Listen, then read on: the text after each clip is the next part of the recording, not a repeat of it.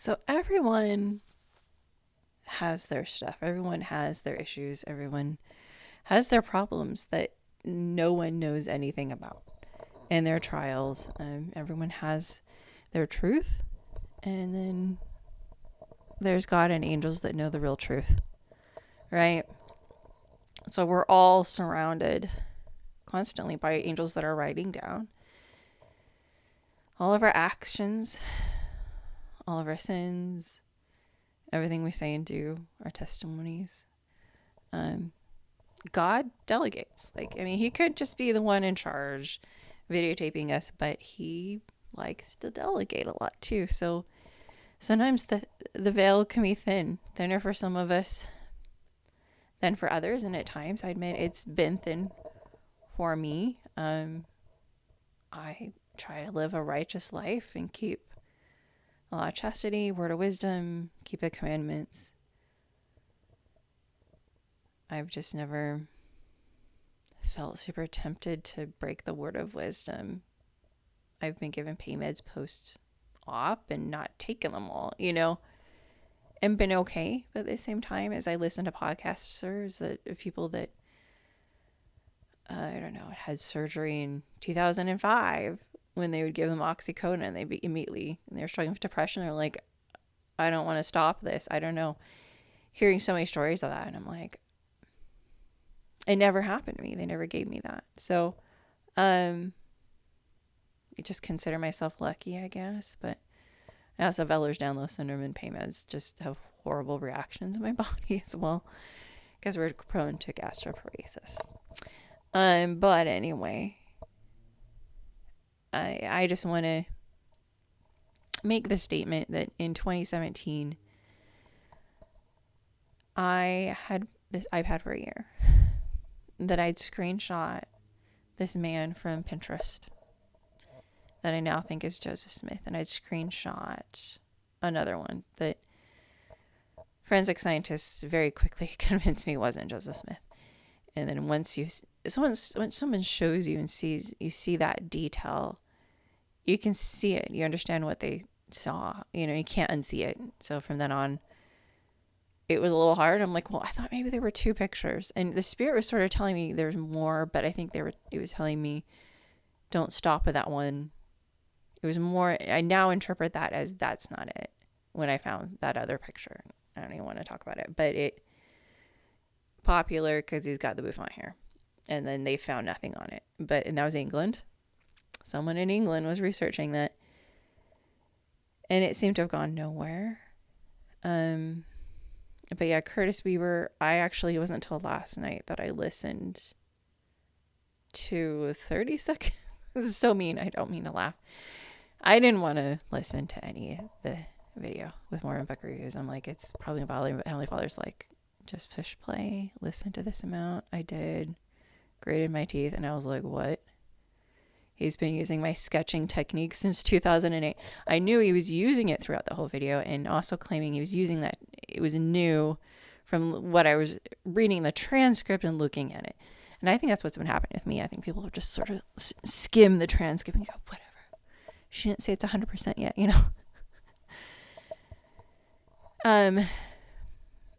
I have absolutely do not believe that he was using that in 2008. I found no evidence of that to identify people in photos. He was describing, trying to get the exact measurements. So reading that last paragraph of his skulls and crossbones, he's describing, trying to get the exact dimensions of Joseph's face, as if that's set in stone. But with camera distortion, that's going to change. So really, Tegan Amachi and any other expert I found scientific papers on, or even the official website, it's morphological comparison and categorization. But they do disagree on different things, and they're always honing it because their job is important. Okay? When they're working with trying to track criminals or try to find a famous person, it's important that they're accurate. So photoanthropology, they just finally threw that out there. Like, okay, this has got to stop for facial identification.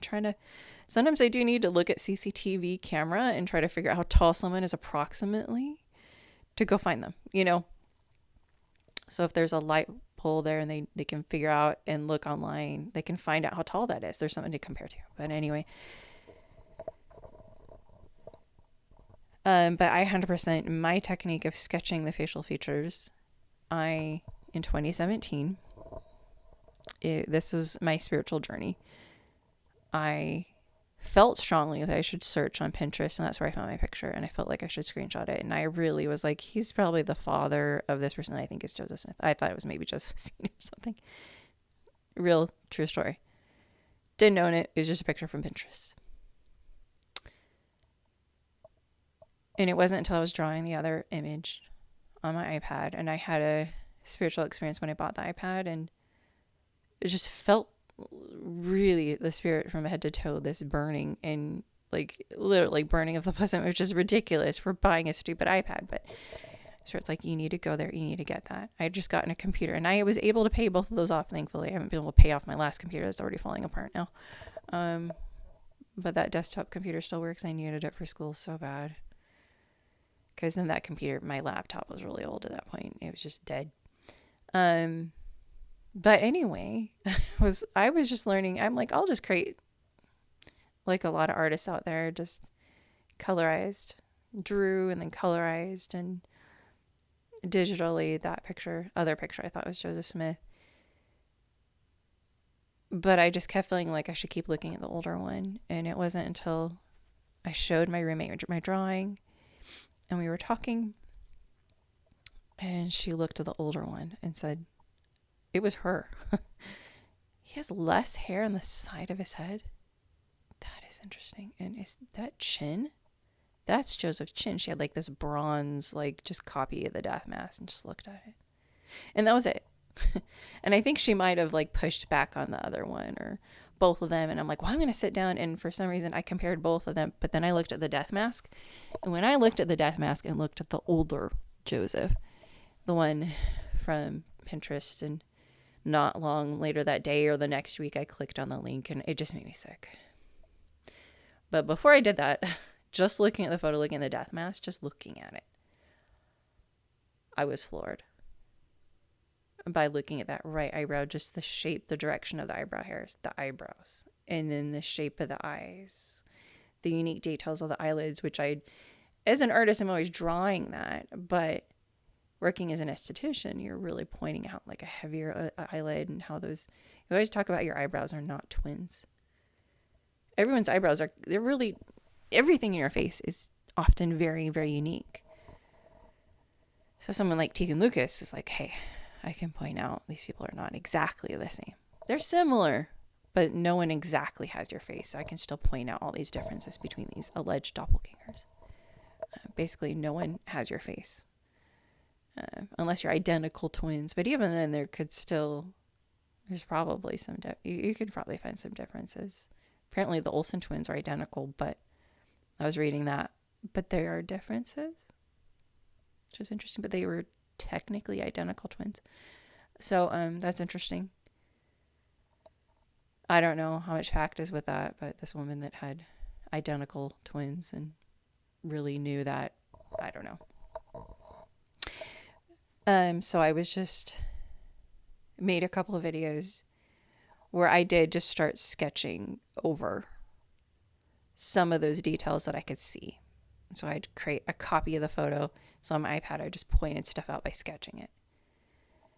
And then the Holy Spirit told me, Debbie, figure out right now how to do layers. And I Googled it, and one of the videos I found was Cartoonize Me, where they were full on sketching someone's entire face. I'm like, I could do that. But instead of coloring it in and creating a cartoon, and they're explaining how you can move that layer anywhere you want. Like, all right, I'm going to line up the death mask right here. I could resize it to be the same size as this man's face. Both pixelated photos. And then I sketched his face, and I just barely had figured out how to sketch it, dropped it. And this was like hit record. And I screen recorded it, and I was just following the spirit. That's how I came up with the technique. not from Curtis Weber at all. So I'm testifying of that to you right now. I've said it so many times. It could be blue in my face. But that's where I got it. So even though I saw it from Cartoonize Me, yes, they were sketching facial features. I mean, that's not new. But to analyze it and use this feature of dragging and dropping, it's a greater capability of just having an iPad and being able to do that more easily instead of having to buy those expensive programs. But it's very likely someone like Curtis Weber bought that expensive program years ago. And that's why they spent $5,000 on this amazing program that I think was a little... Even the comment by Joseph Rickey was like, there are some problems with this. I just don't agree with his work or conclusions. And it was interesting to see that a lot of people point out a lot of issues with it. But to Curtis, he's 100% proven it. And it's just not true. I really think he's a Norwegian man. But I'm going to read right here for you, page 136 of Memoirs of President Joseph Smith III. But yes, I'm 100% going to be a little stinker. I'm going to be a stinker about this because I have worked hard. I've spent hours, months, years. It's almost 8 years of my life researching, but honing that technique of mine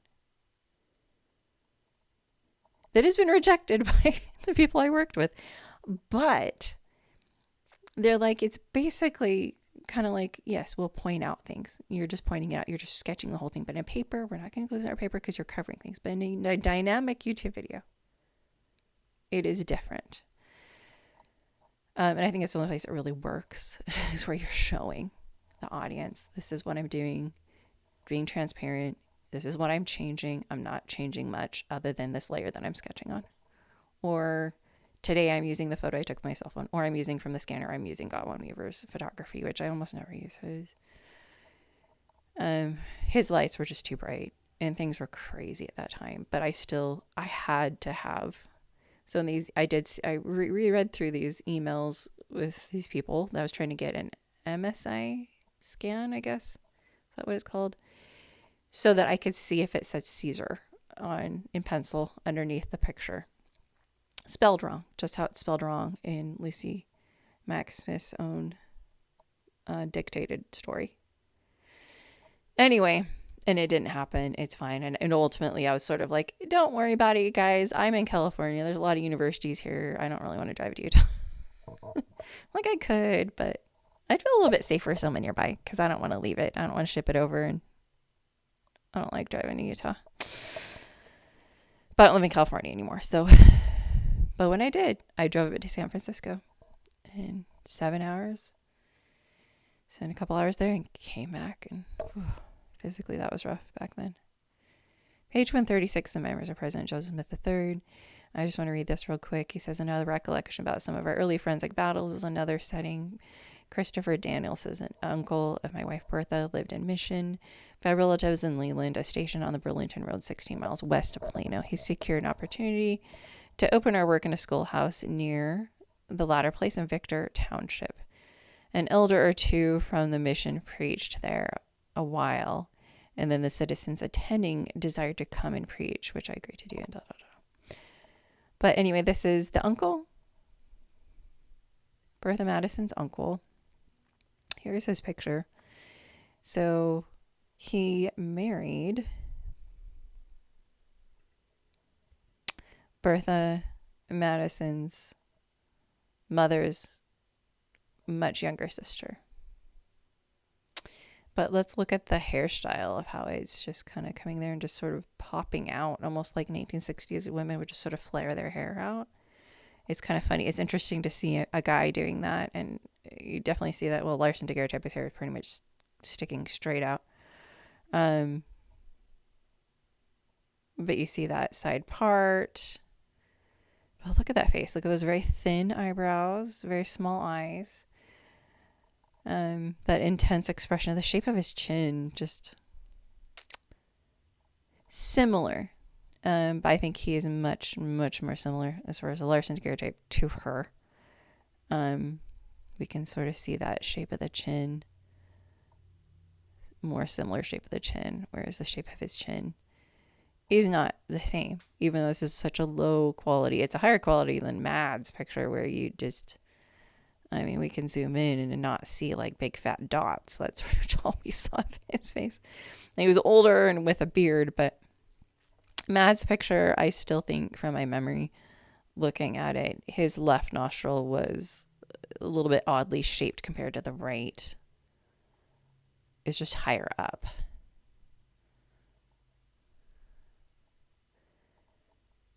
So it's just a really strange feature.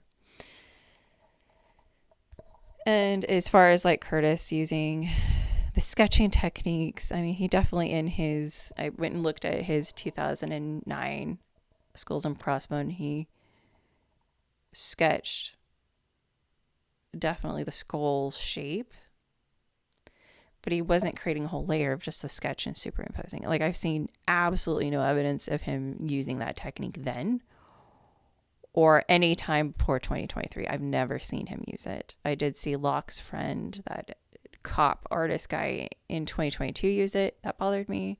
So in 2020, that friend of Curtis that keeps forgetting, no offense to him, but like he forgets that he'd emailed me. Like, and he forgot when he emailed in 2018, he forgot that he was emailing my website and forgot that what he read was on my website, and I sent it to him and he was embarrassed. I'm like, sorry, dude, it's okay. You know, people get confused, but it's sort of been the whole story of it all. And I talked to someone in 2023 that was trying to school me on the fake photo of Hiram Smith and maybe watched the one video. And so what was unfortunate about my process, and, you know, if I did it all over again, I think in 2021, I was ready for a paper to come out, and you might have seen, those who've been following me forever, I had unlisted, I think, almost all my videos and just sort of archived them on my new website. But as I was creating that website, the Holy Spirit warned me. So don't put too much of this information. They're looking at your website and they're going to steal it. And that was in 2021. So it's just, I had a movie stolen that I wrote, like a script was stolen. That was unreal. And it's all like people from Utah. Whether you're born or raised there, if you've been there a few decades, you've assimilated. You're part of that culture. You've helped create that culture. I'm sorry if you've been there 20, 30 years, especially if it's been 30. That's, you know, eventually, and that culture is always changing, and it's a culture. It's not the church. But 100%, I did not see that technique anywhere. I just saw Cartoonize Me and decided, okay, I'm going to go ahead and, I think seeing this video, and I was already sketching, and wouldn't it be great if I could, it just came to my mind from the Holy Spirit to, Debbie, figure out how to do layers. I did. And, I won't say anymore. But going back to him, he is from Norway. He's 100% Norwegian. And I was reading an article, I won't even bring it up, but I just went ahead and logged in, finally gotten a login. I've always been like hesitant, especially since 2022, to do anything that has to do with, anyway, a particular church. But that is not my church. I've never been sympathetic towards Community Christ. I just thought they were being so nice to me. Like, wow, when I talked the church history library, they were so mean to me. But they were also just as equally mean just in their actions and just everything that happened. You know, so they knew. And a lot of the Smith family members were working on that paper, but it's, despite all that work, all they could come up with was that they thought maybe M&J wore that locket. And on their own website, they have the picture of it where the locket's flipped. It's not a locket, it's a watch. But when it's flipped around, it exactly matches her older photo. So you don't see the river, you don't see the houses. It's just not that. It is Emma Smith's watch, is what I am convinced of.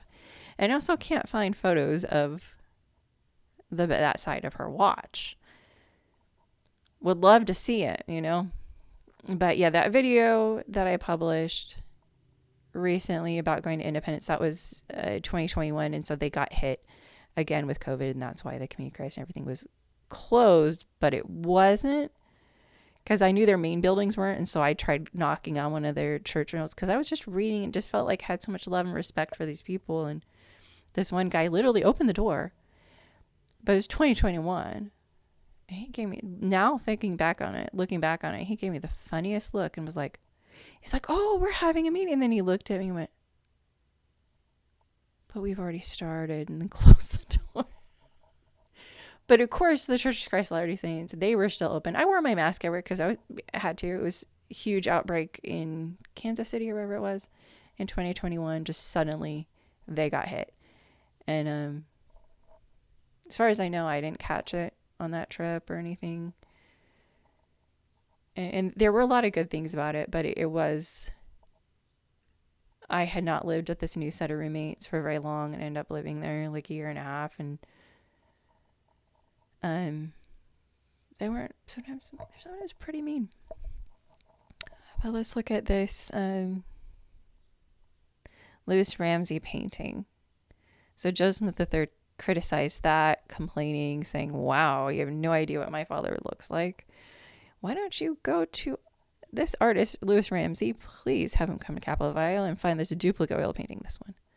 And he is proud of this because he has the daguerreotype of his father, helps sustain the characteristic likeness of his father.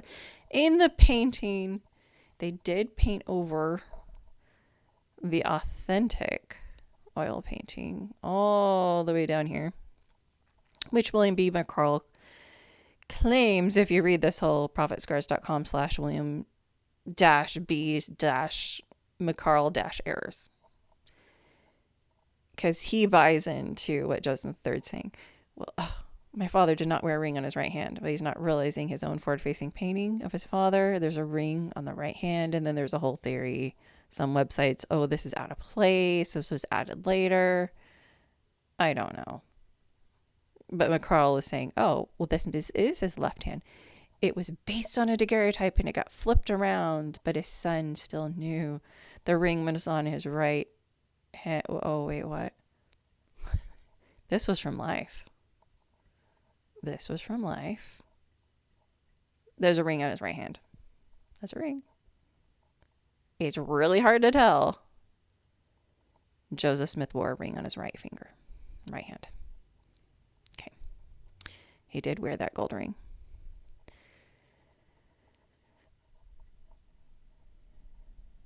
All right. But it's really interesting that they went ahead in 10 years later in 11 years later, 1921, they copyrighted a duplicate of this. And here is the statement by Harrison Sperry. It's a very interesting statement, though. This picture copyrighted in the United States, state of Utah, county. It's so official. It's notarized, you guys. A notarized statement means it's important. Harrison Sperry. I'm theorizing like he's almost 90. He's claimed to have been 11 years old when Joseph died. Joseph III was 11 years old. Born in 1832. Like, he's on his deathbed. So anyway, I'll just read it. Harrison Sperry, first being duly sworn, deposes and says, who's deposed, that William Crawford Anderson, this is how angry Utahns, this is petty. I'm sorry, but it's funny and it's interesting. I'm sorry. I'm reacting. I'll calm down. First being duly sworn, deposes, says that William Crawford Anderson has this 17th day of October, 1921, shown to me a photograph of the prophet Joseph Smith, said by Mr. Anderson to have been obtained by his. So Mr. Anderson, wait a minute. Harrison Sperry is being deposed. So Mr. Anderson had obtained it 2 years ago in Kirtland, Ohio. Okay. Which photograph is a true picture of the prophet Joseph Smith? It's a true picture, you guys. It's even just got super highly pixelated dots on it. But it's a true picture. That he was 11 years of age when he last saw the prophet, and his memory of the prophet's features and looks are clear and vivid and distinct at this time, that he has seen him about every day sometimes more than once, for weeks, months during the latter part of the prophet's life. And therefore the face and person of the prophet had become familiar to him. And he now hesitantly says that this picture is the only real true likeness of the prophet Joseph Smith that he has seen since he saw him in life. Subscribed, Harrison Sperry. Signed, Harrison Sperry. Subscribed and sworn to me before the 17th day of October, A.D. 1921, Robert A. Burns, Notary Public, residing at Salt Lake City, Utah. My commission expires September, and this is so intense, you guys. And then you see the picture. Waiting.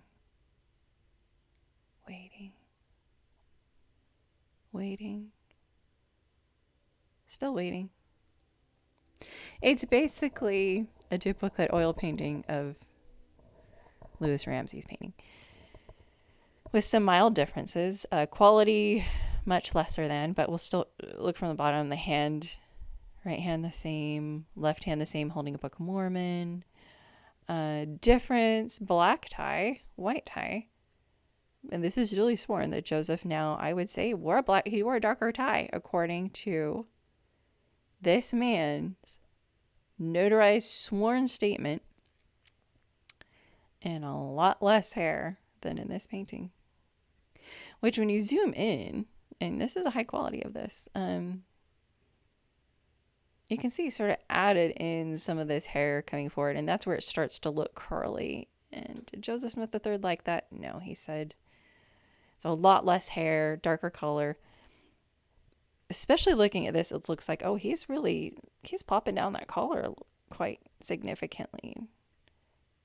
He's slightly popping it down, but it's much more folded. Darker tie, darker bow tie, a lot less hair. So it's just confusing. You're like, did he really see the daguerreotype and then help to commission this duplicate of that to make it look better? Kind of like Joseph Smith III did here, where this is a duplicate of this. Main difference being that the left eye is lower than the right in the duplicate. And you can see, I have not tilted the duplicate. There's a straight up and down line. Look at the duplicate. You see the straight up and down line. Left eye is inferior, meaning lower than his right. His left is lower than his right. See how thick those eyebrows are? You can see these details for sure. And here's where this is at. This is the Iowa. This is where he wanted Louis Ramsey to go. So Joseph Smith's face, according to his son Joseph Smith, commissioned piece having the daguerreotype of his father, taken, he thinks, by Lucien Foster. He thinks maybe around 1843. He's not sure. He thinks the painting maybe was around the same time. It's 1910, but in 1879 he says, oh, the painting was taken when my father was 36. I think he just had a clearer mind.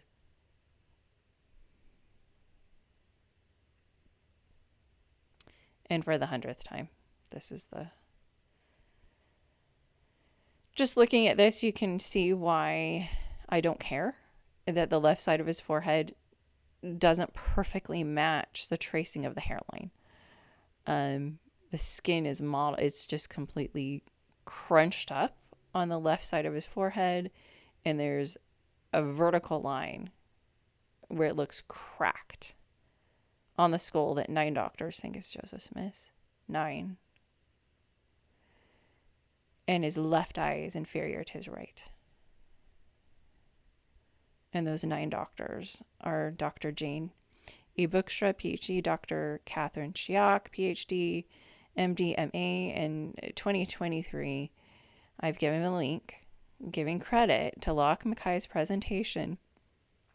Notes in the early 1990s, the Community Christ hired bioarchaeologist Jane E. Boekstra, PhD, along with Catherine D. Chiak, PhD, MD, MA, who concluded the skulls were misidentified in 1828 and buried under the wrong names. These 2 doctors concluded something I had seen and felt, and strong evidence the skull buried as Joseph was actually Hiram's was the shape of the brow bone of that skull buried his brother was his. It's just that very prominent, unique brow bone shape. that I've always talked about.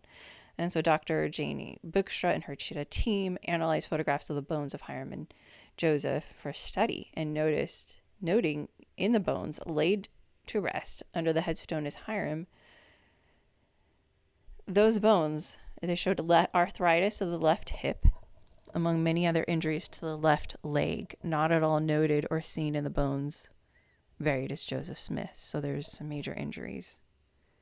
And they said, we all agree that the skeleton on the right in the image shows evidence compatibility. So if you go to I went to the gravesite, the far right is Hiram's headstone. So yeah, because it's Emma, Joseph, Hiram, depends on what angle you're looking, but from in the grave. Yeah, I know what she's talking about.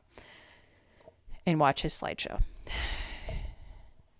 So they're talking when buried as Hiram Smith. Image shows evidence compatible with surgery and sequela discussed in various documents, including diaries and published accounts for Joseph Smith's early experience with typhoid osteomyelitis. They could see the injury in his leg. And so I think Shannon Tracy was hoping to figure that. Oh, should I say that? I don't know. But other people were thinking, can I see those photos or something? And maybe just not getting access to high resolution copies of those exact photos. I don't really know what the issue was. But apparently, and I did see some in the Church History Library, and yeah, they were low quality from what I remember. Clearly they saw good quality photos of it, of the bones in the graves. And they could see, because they burrowed a hole in his left leg. And they mentioned the shape of the brow bone, so you can just watch the whole thing. I don't quote that much of them, but I had no idea until 2023 that they said that. Dr. Niles Herod's analysis of the skull, he's a maxillofacial surgeon, and so he talked about the step deformity of the left eye seen in the skull buried as Hiram Smith with most of the facial bones, but he saw that maxilla, which they thought was the bullet hole wound, looked eogenic, and it did not have decay, so he did not believe, from looking at the other broken areas of the same skull where there was decay, he concluded that he thinks that was broken day of the photo, that they just screwed up the shovel, basically. And that Hiram Smith, he could see missing the LDS Hiram was what he's actually concluded was just, so they were flipped around. So he's describing the title, the names is what the Community of Christ photos were described, but he concluded the presence of intact nasal process of the lex maxilla or LDS Hiram gives support to the argument this skull is not Hiram, is that of Joseph. Further evidence is the decrease of the zygomatic prominence cheekbone of the left zygoma, which appears to be evident in the frontal view of the RLDS Hiram skull. This is consistent with the death mask of Joseph Smith, and he talks a lot about that. Kent M. Van de Graaf talks a lot about the skull buried as Joseph Smith that he thinks also is Hiram Smith. That shape of the brow bone just really says it was a privilege to examine the skulls of Hiram and Joseph. The photographic images of both skulls present various problems. Examiner, and this guy passed away. So, just speaking to the heirs and respects to his family. The most challenging problem is that due to the extensive trauma from the bullet wounds, important diagnostic bones and features are missing from both skulls. A computer scan of each photograph provided the basis of positioning the lower jaw in correct alignment with the upper jaw, but it still ended up that the left eye was inferior and lower to the right, and I see that in the death mask. So this test was much easier, and so I think for Joseph III to commission a painting of his father, duplicating the authentic one that his mother complained about his whole life, that he knew his dad was 36 years old when it was made, not 38 because that's when he died, so it's 2 years before he died. He chose to have the artist make his left eye inferior to his right eye and to add a little scar there. You can't see as well in the authentic oil painting, but also was painted over in 1950. So I won't read any more, but most starting conclusion of his examinations, the photograph of the skulls are incorrectly identified. The photograph skull identified as from Joseph is actually Hiram Smith. The skull identified as Hiram is from Joseph Smith. Kent M. Van de Graaf, PhD, human anatomist, and he wrote books on anatomy. And then Dr. Cope, Norcross, Kent D. Katz, and Dr. Pickrell supported. And they used the phrenology measurements as well. And so this was in 2007. So basically Curtis copied what they did by also using the phrenology measurements of the skulls. And masks were taken from standardized. And so they were sort of more or less they're really kind of using photoanthropometry, but they still, he had his profile. They talk about also his profile being traced from his shadow. The profile trace, along with profiles of the death mask photo exhumed, were digitally overlaid. The location of the piriform aperture, the nasal glabella, and superior ridge and hairline fell into alignment. Kent D. Katz, Cope D. Norcross, and Joseph Pickrell. Dr. Joseph Lyons just basically agreed with them. Dr. Thomas Andrew. This was Meridian Magazine. I was like, wait, who is he? So he's a new one. Thomas Andrew. That's a 9. And then here you can see how well Hiram Smith's death mask matches my sketching, and even sketching and capturing the highlights and lowlights of the skull. Buried is Joseph Smith. So under the gravestone of Joseph Smith is the skull. But that brow bone is so unique. So unique. So different from Joseph Smith's death mask or the other skull. Just it's a unique feature if you're trying to figure out which one is who. And I think there's still dirt on his chin, and so that was sort of still in the photographs there. But this is not the photograph. I've just sort of sketched what I could see of it, as exact as I could. And boy, and that was what I really saw, I think, even in 2017, 2018. I don't remember when I think it was probably January 2018. But as I'm looking at that bullet hole right there, exit wounds tend to be a lot bigger than entrance wounds. And then as you look at Hiram Smith's death mask, and I took several photos of his death mask where it looks like a really round indent, almost perfectly round spot in his right side of his cheek.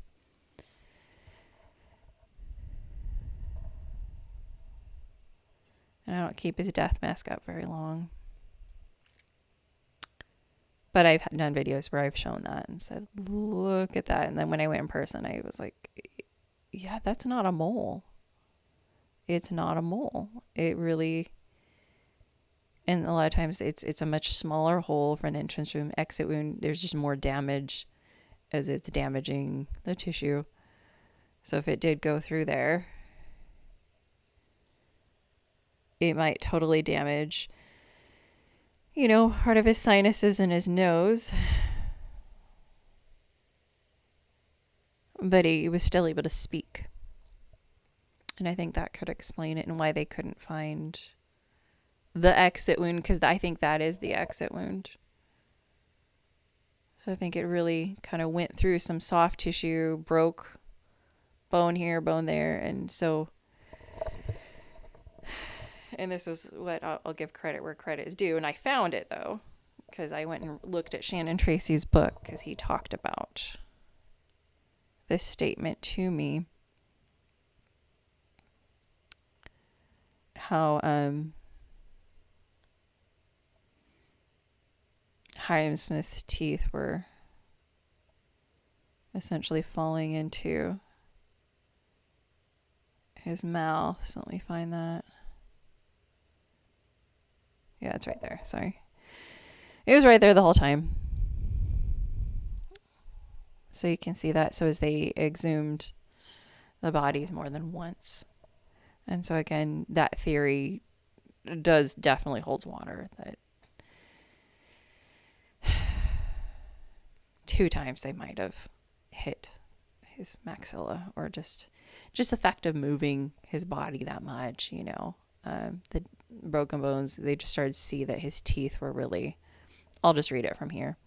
The bodies remained in the cellar of the Nauvoo house, where they were buried until the fall, when they were removed by Dimmick B. Huntington, William D. Huntington, Jonathan H. Holmes, Robert Goldsmith.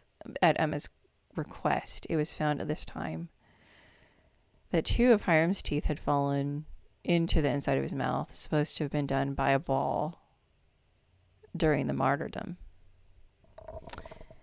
So they were convinced that his teeth were hit, according to the Joe Smith papers, by a bullet. How would they hit the teeth if I wasn't right? There's a hole right there.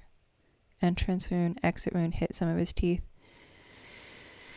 Hit probably soft palate, his mouth, and broke his nose and went out his nose. Possibly could have survived that. That might have bypassed some major injuries. So that he could have still talked. Barely.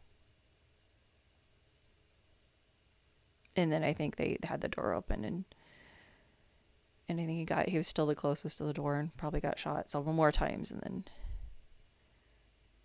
yeah. And so I think just so sad. It's sad to talk about this and to look at their skulls and their death mask, but it's 9 doctors now, thanks to Meridian Magazine, at least. It was a forensic pathologist that had that other steam in there, but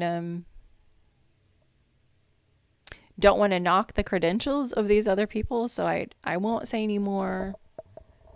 But it's just different training when you actually are a forensic anthropologist with a PhD that is specialized in identifying people in photos, which is what Tegan Lucas and Maji Hannenberg have had that training and have taught that.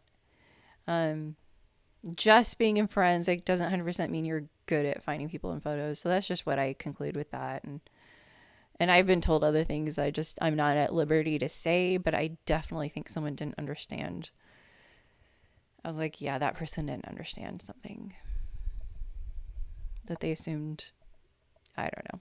Someone was sending me a graph of things. I'm like, yeah, that wasn't right. I just think this graph someone was sending me to try to criticize people I worked with and assume someone did this or that or said this or that. And I'm like, this is not accurate. It's just not. Anyway, have a good day.